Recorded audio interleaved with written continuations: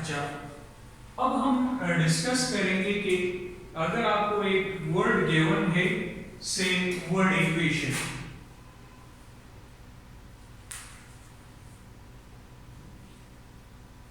आप इससे कितने वर्ड्स आप बना सकते हैं अगर आप इसके लेटर्स को आप अरेंज करते जाए।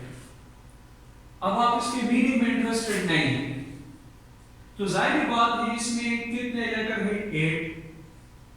8 लेटर्स है, तो 8 प्लेसेस भी इसके लिए होना चाहिए। तो अब इसका जो नंबर है, इसके जो अरेंजमेंट है, कितने वर्ड्स हम इसे बना सकते हैं, तो यहां लिख सकते हैं कि इसका जो हम अरेंजमेंट करेंगे इसे तो हम लिखेंगे कि नंबर ऑफ परमुटेशन से, परमुटेशन मीन अरेंजमेंट।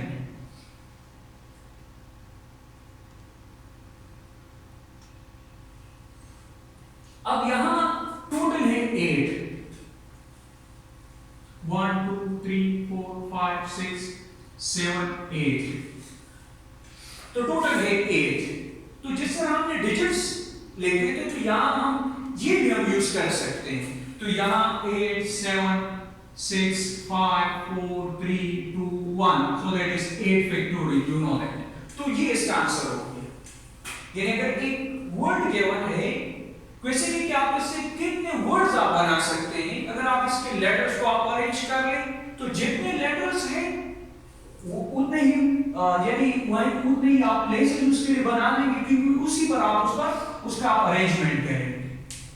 तो ये होंगे नंबर ऑफ परमुटेशन, इसकी क्या होगी, दैट विल बी 8 फैक्टोरियल, क्योंकि 8 7 इस तरह आपके पास डिसेंडिंग ऑर्डर में है, दैट इज करेक्ट। अब बेटा अगर हम यहां ये कंडीशन लगा लें, ये जो आपकी बुक में क्वेश्चन भी है कि अगर क्वेश्चन ये हो कि स्टार्ट विथ vowels, vowels या vowels kept together, इस तरह का क्वेश्चन, kept together। यानी अगर आप इस पर कंडीशन लगा दें, ये बुक क्वेश्चन भी है, मैं इसको वैसे डिस्कस करता हूं शॉर्ट सिलेबस में तो नहीं, यानी ये वर्ड इक्वेशन है। आप इससे कितने वर्ड्स आप बना सकते हैं अगर वावल्स kept together, वावल्स एक साथ हो, तो वावल इसमें कितने हैं, यानी ई है, यू है, ए है, आई है, ई ए you I, E A you भी है और आई और ओ भी है। तो अब देखिए ये वावल्स है। अब कंसोनेंट्स यहां लिखी है, टी एन क्यू। कंडीशन के मुताबिक आपने इसको एक साथ कर दिया। अब अगर आप इसका परमुटेशन करेंगे तो ये टोटल कितने हैं, 5, तो 5 फैक्टोरियल। अब कंडीशन यूज कर ले कि kept together, तो मतलब ये कि ये जो वावल्स है वो एक ही लेटर कंसीडर होगा। इसी के साथ आप इसका क्या करेंगे, अरेंजमेंट करेंगे। तो 3 ये हो गया, एक ये हो गया, तो मल्टीप्लाई बाय 4 फैक्टोरियल। 4 फैक्टोरियल किस सेंस में, एक तो ये लेटर हो गया और 3 ये हो गए, तो कितने हो गए टोटल 4, तो इसी का आप अरेंजमेंट करेंगे। सो दैट विल बी, यानी इसका नंबर ऑफ परमुटेशन ये होगा कि अगर आप वावल्स kept together करें, एक वावल्स kept together, तो ये हो गया आपके पास नंबर ऑफ परमुटेशंस। अब अगर आपकी बुक में एक एग्जांपल है, एक एग्जांपल ये कि ट्रायंगल, वर्ड ट्रायंगल है, how many words can be formed from the word triangle if it start with T, start with T and with E।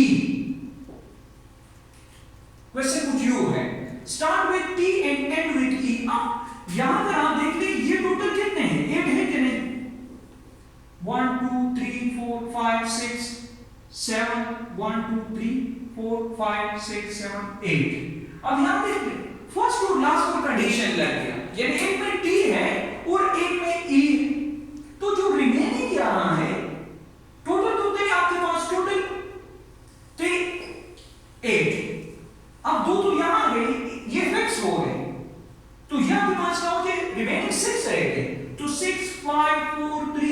1. So that will be what? That will be equal to 6 factorial. तो इसका answer क्या होगा? 6 factorial, क्योंकि ये first और last ये तो fix हो गए।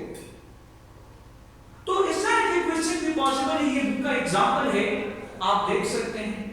अब इसके बाद यानी ये तो मेरी वर्ड इक्वेशन मैंने आपको कहते अगर वावल्स केप्ट टुगेदर हो या इस तरह हो कि अगर वर्ड ट्रायंगल है start with T end with E हो, या अगर इस इक्वेशन ये जो वर्ड इक्वेशन है इसमें ये हो कि कॉन्सोनेंट्स केप्ट टुगेदर, तो इस तरह भी वही ये आप ये कांसेप्ट आप यूज करेंगे। अब इसके बाद है से अगर इस तरह का वर्ड आपके गिवन हो, यानी वर्ड गिवन हो या इस तरह के डिजिट्स गिवन हो जो रिपीटेड हो, that is the permutation with repeated elements, that is the permutation with repeated elements। ये टॉपिक है permutation with repeated elements, topic है permutation with repeated elements। अब अगर आपके पास से या आपके पास जैसे आपकी बुक में है बुकवर्म, अगर आप यहां देख लें ये वर्ड अगर आप देख लें तो इसमें ये वर्ड इक्वेशन में इसमें कोई लेटर रिपीटेड नहीं था, ना वर्ड ट्रायंगल में कोई लेटर रिपीटेड था। अब यहां वो अगर आप देख लें ये 3 दबा आया हुआ तो इसमें रिपीटेशन है, यानी वो 3 टाइम्स है। तो इसमें हम क्या करेंगे, या अगर आपको इस तरह के डिजिट्स गिवन हो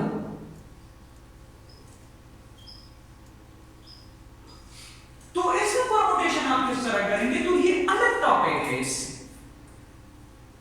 क्योंकि इसमें तो रिपीटेशन नहीं, ये लेटर रिपीटेड नहीं थे, जो वर्ड गिवन था इसमें आपके पास अगर आप देख लें उससे पहले जो आपने क्वेश्चन कर लिए कि उसमें डिजिट्स रिपीटेड नहीं थे, अब इसमें ये केस, तो इसके लिए आप क्या करेंगे, फार्मूला यूज करेंगे say that is C x से आप भी नोट कर ले ये नंबर ऑफ परमुटेशंस इसकी। अब इसमें जितने टोटल लेटर्स होंगे या डिजिट्स होंगे उसी का फैक्टोरियल लिख लेंगे n। ये अगर आप यहां देखेंगे इसके कितने लेटर है 1 2 3 4 5 6 7 8, तो क्या कितने 8, ये 8 तो डिवाइड। अब n1 मैं उसके लिए लिखवा रहा हूं कि जिसमें जो लेटर है कितने टाइम रिपीटेड है, M2 सेकेंड लेटर के लिए, M3 थर्ड के लिए, अप टू Mn फैक्टोरियल। अब ये वाला एग्जांपल आप इससे कर लें, एग्जांपल या बुक का क्वेश्चन भी है, यानी इसका क्या हो जाएगा, टोटल है 8 तो 8 फैक्टोरियल डिवाइड बाय। अब b देख लें, b 1 दबाया हुआ है तो आप यहां 1 फैक्टोरियल लिख लें, फिर वो 3 दबाया हुआ है आप 3 फैक्टोरियल, k 1 दबाया हुआ है मैंने 1 फैक्टोरियल, w 1 टाइम है, फिर r भी 1 टाइम है और n भी 1 टाइम है। और you know that 8 factorial 1 factorial is 1, so that will be 8 factorial divided by 3 factorial। अब इसको आप ले जाए 8 into 7 into 6 into 5 into 4 into 3 factorial, फिर आप ये देख ले कैंसिल हो जाएगा, तो यहां इसको आप मल्टीप्लाई करके आपके पास आंसर आ जाएगा, ठीक है।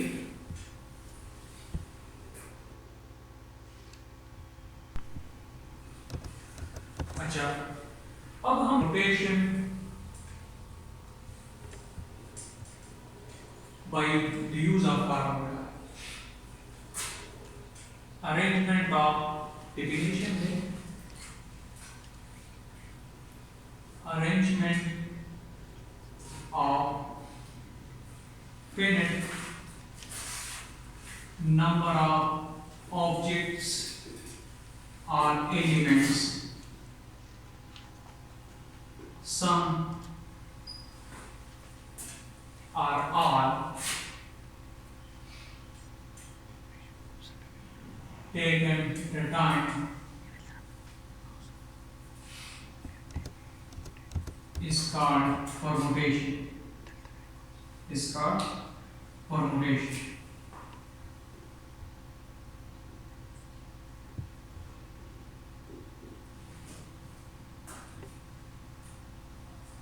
डिस्टिंक्ट एलिमेंट्स है या ऑब्जेक्ट्स है, तो आप उसको कितने आर तरीकों से आप यानी आर प्लेसेस आप उसको आप अरेंज करेंगे। तो इसके लिए हम यूज करेंगे एनपीआर। ज्यादातर क्वेश्चन आप अरेंजमेंट से रिलेटेड क्वेश्चन आप फंडामेंटल प्रिंसिपल ऑफ काउंटिंग से आप कर सकते हैं, इससे पहले जो हमने कर लिए। अब याद रखिए ये N P R that is equal to n factorial divide by n minus r whole factorial where r is less than or equal to n। ये इंपॉर्टेंट है इसके लिए, r is less than or equal to n। अब यहां देखने से ये आपके पास N P R permutation, again repeat permutation क्या है, अरेंजमेंट है, लेकिन यहाँ आर बहुत इंपॉर्टेंट है क्योंकि ये chapter related to the permutation, combination और प्रोबेबिलिटी। तो परमुटेशन और कॉम्बिनेशन में फर्क है, वो फर्क क्या है, परमुटेशन में आर बहुत इंपॉर्टेंट है, इसमें आप अरेंजमेंट करेंगे और वहां अरेंजमेंट में आर्डर बहुत इंपॉर्टेंट, कॉम्बिनेशन में आर्डर इंपॉर्टेंट नहीं, वहां आप सिलेक्शन करेंगे। तो इसके लिए आप ये फार्मूला यूज करेंगे n factorial divide by n minus r whole factorial where r is less than or equal to n। से इस पर हम प्रैक्टिस कर लेते हैं। से क्या आप फाइंड कर लेंगे 5 फी 3 से 5 ऑब्जेक्ट्स है, आप उसमें से 3 का अरेंजमेंट करेंगे, ये 3 प्लेसेस पर आप से उसका 3 का अरेंजमेंट करेंगे। अब इसमें आप वैल्यू पुट करेंगे, सो 5 factorial divide bye 5 minus 3 factorial. r की वैल्यू 3 है यहाँ एंड 5 है, तो ये हो जाएगा 5 फैक्टोरियल डिवाइड बाय 2 फैक्टोरियल। तो ये हो जाएगा आपके पास 5 4 3 2 factorial. So that is cancel out, so we get 60। अब अगर आप यहां देखें 5v3 मैंने लिखा हुआ, तो 5v3, तो अगर आप देख ले 5 तो 3 आप नहीं लिखेंगे, 5 लिखेंगे शॉर्ट मेथड, इसके लिए अगर आप एमसीक्यू सॉल्व करेंगे तो यहां 3 है, तो आप अगर आप देख ले तो यहां 3 तक जाएंगे 5 4 3, क्योंकि 2 2 तो वो आपके पास जो है वो कैंसिल हो जाएगा। अब से मैं यहां लिखता हूं से टू फाइंड से, यहां ये तो सिर्फ अगर मैं लिख लूं कि 7 p5 और सॉरी यहां मैं लिखता हूं 5 p7, तो ये पॉसिबल नहीं है, नॉट पॉसिबल। व्हाई? ये क्यों पॉसिबल नहीं? बाय यूज ऑफ दिस, क्योंकि r is less than or equal to 8 and यहां क्या है, r is greater than 5 mean n, तो ये पॉसिबल नहीं है। यानी अगर आपके पास 6 ऑब्जेक्ट्स है तो आप 7 का उसमें से अरेंजमेंट नहीं कर सकते, 7 का अरेंजमेंट तो आप नहीं कर सकते, वो तो है 6। समझ आ रहा है कि यदि 7 है तो 7 में से तो आप 6 का कर सकते, लेकिन 6 में 7 का तो आप नहीं कर सकते। तो ये अब इसमें से मैं कुछ केसेस डिस्कस करता हूं। से केस 1 कि अगर r की वैल्यू 0 से क्या, तो ये हो जाएगा np0 is equal to n factorial divide by n minus 0 whole factorial. So this is n factorial divide by n factorial, that is cancel out, we get 1। Case 2 से अगर r की वैल्यू आपके पास है 1, तो ये हो जाएगा np1 is equal to n factorial divide by n minus 1 whole factorial. तो इसको आप ले जाएंगे स्मॉल तक, तो n minus 1 factorial divide by n minus 1 factorial, तो ये कैंसिल हो जाएगा, वी गेट n। तो ये हो गया केस 2। अब से आप केस 3 आप लेंगे।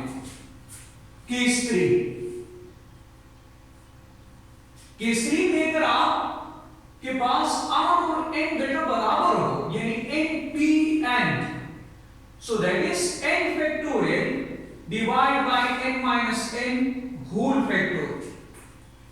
तो n factorial divided by 0 factorial, and we know that 0 factorial is 1, so that is n factorial. तो ये आपके पास होगी कि किस तरह आप ये NPR अप्लाई करें। ये मैंने कुछ केसेस के NP0 क्या होगा, NP1, NPN क्या होगा, तो ये MCQs के लिए भी इम्पोर्टेंट है। अब आप इससे रिलेटेड जो फार्मूलाज हमने यूज किया है, इससे रिलेटेड आप एक्सरसाइज में क्वेश्चन देख लें।